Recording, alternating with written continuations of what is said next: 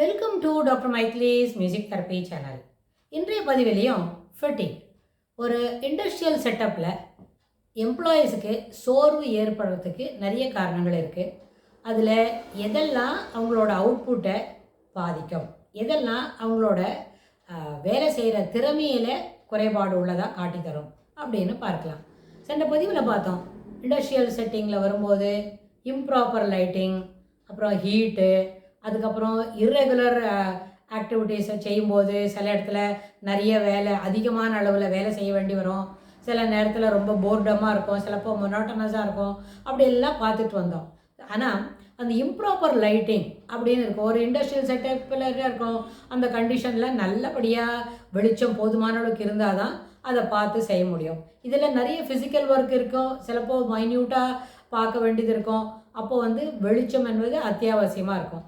ஆனால் அந்த வெளிச்சத்தில் சில நேரத்தில் குறைபாடு இருக்குது. சிலவங்களில் 1 or 2 காம்பேக்ட் லைட்ஸ் இல்லைன்னு. இதெல்லாம் நம்ம சொல்கிற விஷயங்கள்லாம் ஒரு 20 வருஷம் 25 வருஷத்துக்கு முன்னே இம்ப்ராப்பர் லைட்டிங், அப்புறம் ரொம்ப ஓவராக இருக்கிற ஹீட்டு, அதை பற்றிலாம் பேசிகிட்டு இருக்கிறது நியாயமாக இருக்கும். ஆனால் இந்த ப்ரெசன்ட் டே சினாரியோவில் 2024 அது அப்படி சாத்தியமே இல்லை. எல்லா இண்டஸ்ட்ரீஸும் சின்னதான எம்எஸ்எம்இவாக இருந்தாலும், அதாவது மைக்ரோ லெவலில் இருக்கிற ஒரு இண்டஸ்ட்ரியாக இருந்தாலும், இன்னும் பெரிய அளவில் இன்வெஸ்ட்மெண்ட் பண்ணி 1 கோடி ரூபாய்க்கு மேலே லாபம் வரவழைக்க கூட ஒரு பெரிய கன்சர்னாக இருந்தாலும் சரி, 20 லட்ச ரூபா போட்டு 5 கோடி ரூபாய்க்கு லாபம் வரவழைக்கிற பெரிய ஆண்டர்ப்ரனர்ஸாக இருந்தாலும், அந்த கண்டிஷன் ஒர்க்கிங் கண்டிஷன் அங்கே எம்ப்ளாயீஸ்க்கு போதுமான அளவுக்கு இருக்குது. சிறப்பான அளவில் செய்து கொடுத்துருக்கிறதுக்கு தான் எல்லா வாய்ப்புகளும் இருக்குது. அப்படி தான் அரசாங்கமே அப்படி சிறப்பான அளவுக்கு வசதிகளை செய்து கொடுத்த ஒரு இண்டஸ்ட்ரியல் செட்டிக்கு தான் அந்த ஆண்டர்ப்ரனர்ஸ்க்கு நம்ம என்ன பண்ணுறாங்க, ரெக்கக்னிஷனே கொடுக்குறாங்க எம்எஸ்எம்இயில். So these things are very much நம்மளுக்கு நிதர்சனமாக கிடைக்கக்கூடிய நிஜங்கள் அவ எத்தனையும்.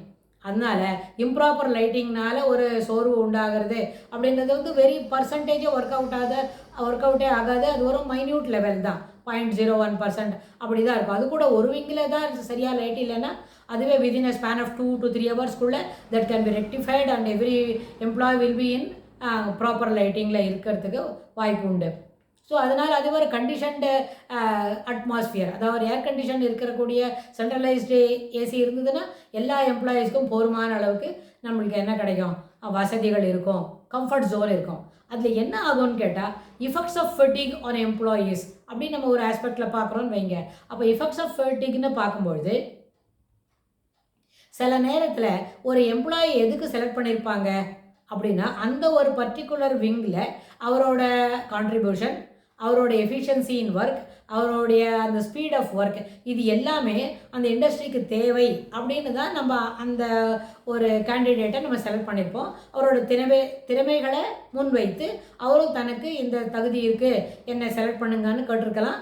அந்த செலக்ட் பண்ண சொன்னதை என்ன மேனேஜ்மெண்ட்டும் சரியான அளவுக்கு எடுத்துக்கிட்டு இருக்கோம். அந்த நேரத்தில் அது மாதிரி ஒரு எம்ப்ளாயியோட எஃபிஷியன்சியை தீர்மானிக்கணும்.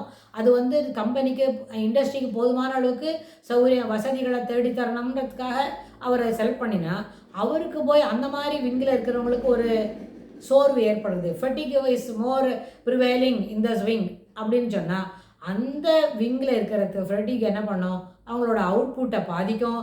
அவுட்புட் பாதிச்சுன்னு சொன்னால் அவங்களோட திறமைகளை குறைபாடு உடையதாக காட்டும். ஸோ அதனால என்ன ஆகும், இண்டஸ்ட்ரிக்கே என்ன பண்ணும், ஓவர் த பீரியட் அவுட்புட்ஸில் டிக்ரீஸ் காமிச்சுட்டே இருக்கும். ஆக்டிவிட்டி லெவலில் இருந்தால் கூட டிக்ரீஸ் இருந்துக்கிட்டே இருக்கும். அதனால என்ன ஆகும், ஒரு நேரத்தில் இவங்களுக்கு என்ன இண்டஸ்ட்ரி லெவலில் அவுட்புட்டு குறைவாக இருக்குது காட்டும், அவங்களோட ஸ்பீட் ஆஃப் த ஒர்க்கு அது ரெடியூஸ் ஆகுது.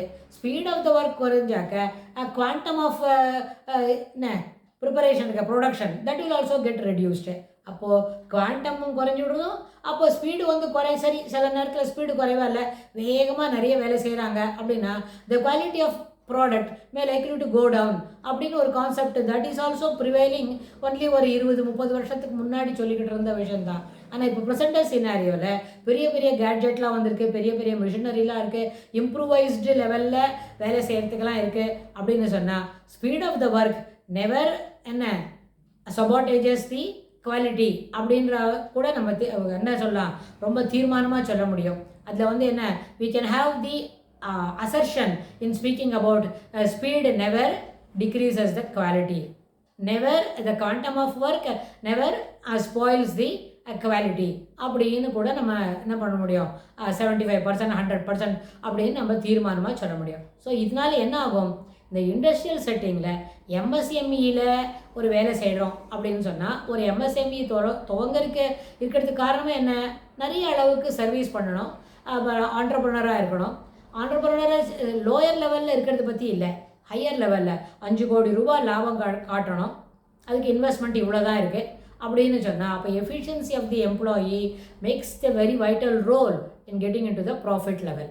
அப்போ அத்தனை அளவுக்கு ப்ராஃபிட் இருந்தால் ஆட்டோமேட்டிக்காக we get recognition from the government அப்படின்னு இருக்கும். ஸோ இதனால் ஒரு எம்ப்ளாயியோட ஃபெட்டிக் என்ன பண்ணணும்னா, ஒரு அப்போ சரி இப்போ ஒரு வார்த்தை நடுவில் சொன்னோம், எம்ப்ளாயியோட குவாலிட்டி ஆஃப் ஒர்க்கு குறையிறது, அப்புறம் எவ்வளோ தூரம் ஆக்டிவிட்டி போட்டாலும் கொஞ்சமாக ரிடக்ஷன் இருந்துகிட்டே இருக்குது, டிக்ரீஸ் இன் ப்ரொடக்ஷன் இருக்குது அப்படின்னு சொன்னால், அப்போ அது என்ன பண்ணோம், அது இண்டஸ்ட்ரியல் ஃபெட்டிக். அந்த தொழிற்சாலைக்கே ஒரு சோர்வு இருக்குது, சரியான அளவுக்கு அவங்களுக்கு உற்பத்தியை கவனிக்க முடியலன்னு. ஆனால் இது இந்த வார்த்தை நடுவில் இந்த சென்டென்ஸும் இட் பிலாங்ஸ் டு சம் என்ன ஒரு 25 இயர்ஸ்க்கு முன்னாடி, 2-3 டிகேடுக்கு முன்னாடி தான் இருக்கும். ஆனால் இப்போ எல்லாருமே உண்மையாக உழைக்கும் பொழுது நிறைய அளவுக்கு மாடர்ன் டெக்னாலஜிஸில் நம்ம அந்த இண்டஸ்ட்ரியை நம்ம இன்வால்வ் பண்ணுறோம் அப்படின்னா, போதுமான அளவுக்கு இண்டஸ்ட்ரியல் லெவலில் பர்ஃபார்மன்ஸ் கூடிக்கிட்டே தான் வரும்.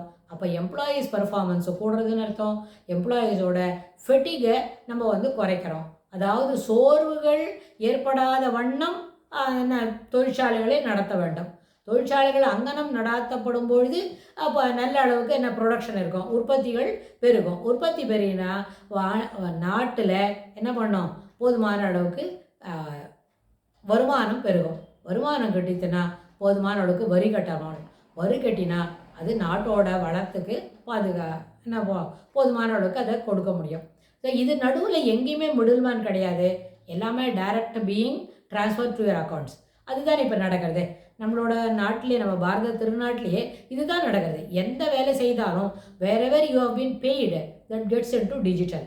லோயர் லெவல்லேருந்து சின்னதாக ஒரு மைக்ரோ எம்எஸ்எம்இயாக இருந்தாலும், பெரிய அளவில் ஆண்டர்ப்ரனராக இருந்தாலும், almost every funds being transfer to digital.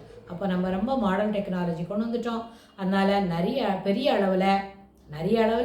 அளவில் எல்லாமே சிறப்பாக நடக்கிறது. ஆனால் இந்த சோர்ஸ் ஆஃப் ஃபெட்டிகும் நேச்சர் ஆஃப் ஃபெட்டிகும் மட்டும் எம்ப்ளாயீஸ் நடுவில் இருக்குன்னா, how to overcome all these things. வரப்போகிற பதிவில் இந்த effects of fatigue on individuals பார்த்துட்டோம். அது இப்போ இல்லை, because of the modern technology அது இருக்காது, 25 வருஷத்துக்கு முன்னே உள்ளதுன்னு நம்ம அதை சொல்லிட்டோம். ஆனால் effects of fatigue on individuals, எம்ப்ளாயியோட நடை உடை பாவனையில், எம்ப்ளாயீஸோட சிறப்பான பணியில் அது எப்படி தன்னுடைய இன்ஃப்ளூயன்ஸை காட்டும் அப்படின்னு வரப்போகிற பகுதிகளில் பார்க்கலாம். தேங்க்ஸ் ஃபார் வாட்சிங்.